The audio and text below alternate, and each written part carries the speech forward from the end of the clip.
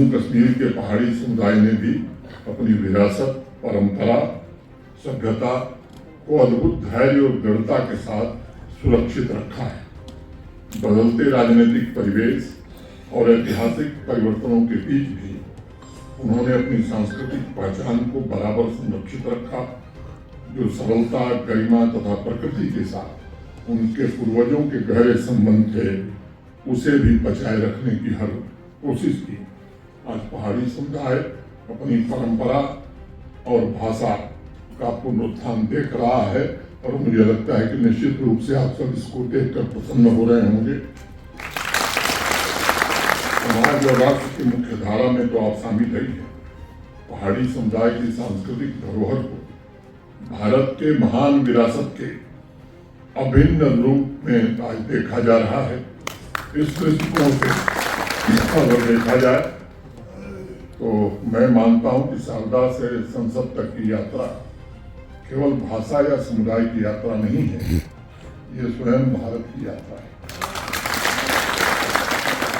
यह एक ऐसे समृद्ध सभ्यता की यात्रा है जिसने अपनी प्राचीन ज्ञान परंपरा को आधुनिक लोकतंत्र की संस्थाओं तक पहुंचाने का काम किया है और दोनों के प्रति अपनी आस्था को समान रूप से अक्षुण्ण बनाए रखा है।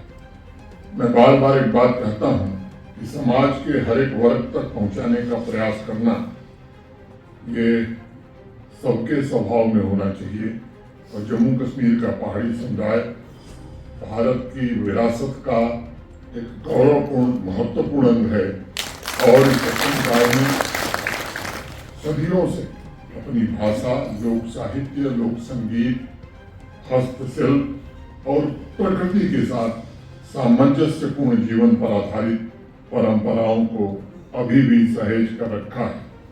पहाड़ी समुदाय का मौखिक साहित्य, उनकी वीर गाथाएं, लोक रीतियां, जीवन के संघर्ष, धैर्य, साहस, सामाजिक समरसता और मानवीय मूल्यों की सशक्त अभिव्यक्ति है।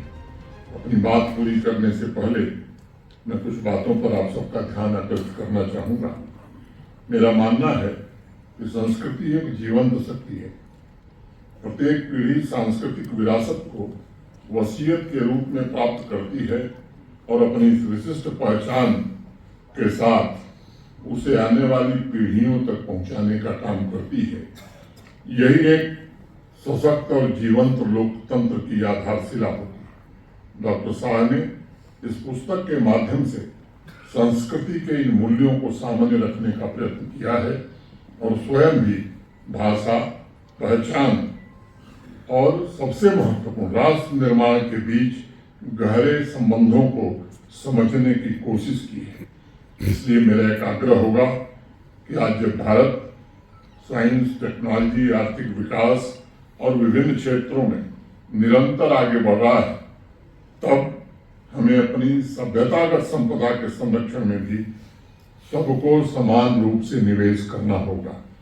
हमारी आर्थिक प्रगति आवश्यक है, लेकिन अगर सभ्यतागत संपदा के लिए नौजवान पीढ़ी या जो यहाँ पर है उपस्थित वो काम नहीं करेंगे तो मुझे लगता है कि वो लक्ष्य हासिल नहीं कर पाएंगे जो पाना चाहते हैं।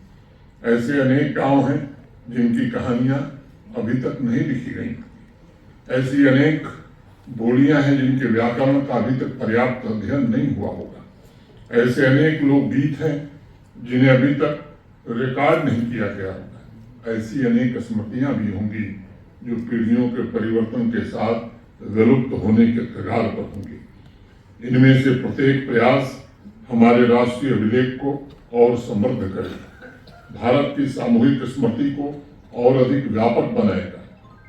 और इसलिए मेरा आग्रह होगा कि जो लोग यहाँ हैं जिनकी रुचि है उनसे मैं विनम्रतापूर्वक आग्रह कर रहा हूँ कि इस काम को करने की जरूरत है। दूसरी बात, अपनी जड़ों से जुड़कर अपनी मूल पहचान को बनाए रखते हुए नई पीढ़ी को इनोवेशन के लिए प्रेरित करना। और मेरा मानना है कि निरंतरता और परिवर्तन के बीच यह संतुलन भारत की सभ्यता की महान शक्तियों में से एक रहा है। इस निरंतरता में गरिमा, ज्ञान और शांतिपूर्ण सहअस्तित्व, पीसफुल कोएग्जिस्टेंस की बात अभी कही गई कि मानवीय आकांक्षा को बनाए रखा है। आज यही आकांक्षा हमारी लोकतांत्रिक संस्थाओं और संवैधानिक मूल्यों में अभिव्यक्त होती है, और इसलिए मेरा दूसरा आग्रह है कि इस यात्रा से जुड़ी विरासत का संरक्षण भी हमें करना चाहिए, और इस बात को याद रखना चाहिए ये केवल सरकारों का दायित्व नहीं है, ये समान रूप से विद्वानों, शिक्षकों, साहित्यकारों, विद्यार्थियों, कलाकारों, लेखकों और समुदाय के लीडर्स और आवाम के प्रत्येक जागरूक नागरिक की भी जिम्मेदारी है। ऋग्वेद में हमें सामूहिक प्रयास और एकता का प्रेरणादायक संदेश देते हुए कहा गया, संगच्छध्वम संबद्धम समवो मनंसि जानताम। साथ चलो, साथ बोलो, तुम्हारे मन एक दूसरे के साथ सामंजस्य में रहें। और मैं मानता हूं कि प्रगति तभी सार्थक होती है जब वह सबकी भागीदारी से सुनिश्चित की जाती है। संवाद तभी फलदायी होता है जब उसमें आपसी सम्मान और संवेदनशीलता रहती है, तथा राष्ट्रीय एकता भी तभी स्थायी बनती है जब उसकी नींव विश्वास और पारस्परिक समझ पर आधारित होती है। आज जब शारदा टू संसद पुस्तक का लोकार्पण आपके बीच हुआ है, तब आइए हम इन आदर्शों के प्रति अपनी प्रतिबद्धता को पुनः दृढ़ करें और संकल्प लें कि प्राचीन शारदा पीठ के ज्ञान के प्रकाश, शिक्षा, संवैधानिक मूल्यों, जनसेवा की भावना के माध्यम से हम जम्मू कश्मीर के भविष्य को निरंतर प्रकाशित करने में अपना योगदान देंगे। मैं डॉक्टर शाह को उनके अथक प्रयासों के लिए हार्दिक बधाई देता हूं, और मेरी कामना है कि यह पुस्तक संवाद को प्रोत्साहित करे, भविष्य में नए रिसर्च को प्रेरित करे और भारत के समृद्ध सांस्कृतिक स्वरूप के प्रति हमारी समझ और सम्मान को और अधिक गहरा करे। इतनी ही बात कहते हुए आप सबके प्रति हृदय से कृतज्ञता ज्ञापित करते हुए डॉक्टर साहब को फिर से एक बार बधाई देते हुए और ये उम्मीद करते हुए कि ये बेस्ट सेलर बुक हो। बहुत बहुत धन्यवाद। जय हिंद, जय भारत।